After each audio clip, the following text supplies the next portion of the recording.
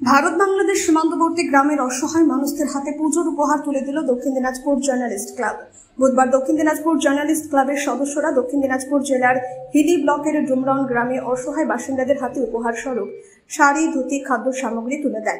এদিন এই উপহার বিতরণ কর্মসূচি চলাকালীন উপস্থিত ছিলেন বালুরঘাট পৌরসভার চেয়ারম্যান অশোক মিত্র এবং সমাজসেবী অমূল রতন বিশ্বাস, ক্লাবের সভাপতি শঙ্কর দাস এবং সম্পাদক অনুপ সান্যাল।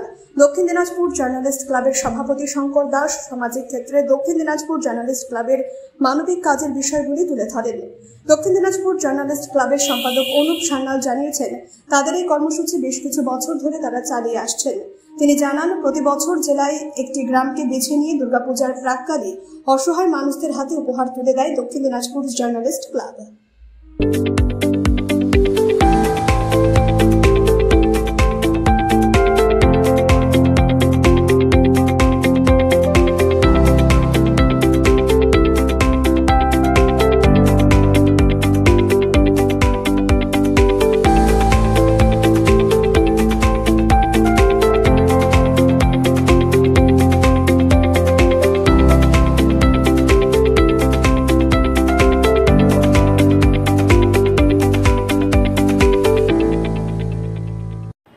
প্রতিবারের ন্যায় এবারও আমরা দক্ষিণ দিনাজপুর জার্নালিস্ট ক্লাবের পক্ষ থেকে শারদীয়ার প্রাক্কালে সাধারণ মানুষের মধ্যে উৎসবের দিনগুলো আনন্দে কাটানোর লক্ষ্যে কিছু খাদ্য সামগ্রী এবং বস্ত্র উপহার হিসেবে তাদের হাতে তুলে দিতে গিয়েছিলাম দক্ষিণ দিনাজপুরের হিলি সীমান্তের ডুমরাউন এলাকায়।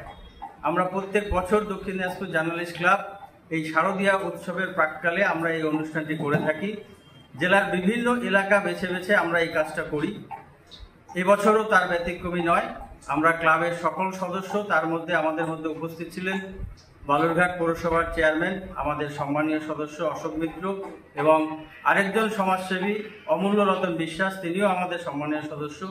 এছাড়াও আরও অন্যান্য অনেক অতিথি তারা উপস্থিত ছিলেন। সকলের সহযোগিতায় দক্ষিণ দিনাজপুর তথা বালুরঘাটের বহু বিশিষ্ট মানুষ যারা আমাদেরকে এই কাজে সহযোগিতা করেছেন, সকলের সহযোগিতায় আজকে আমরা এই কাজটি সম্পূর্ণ করলাম।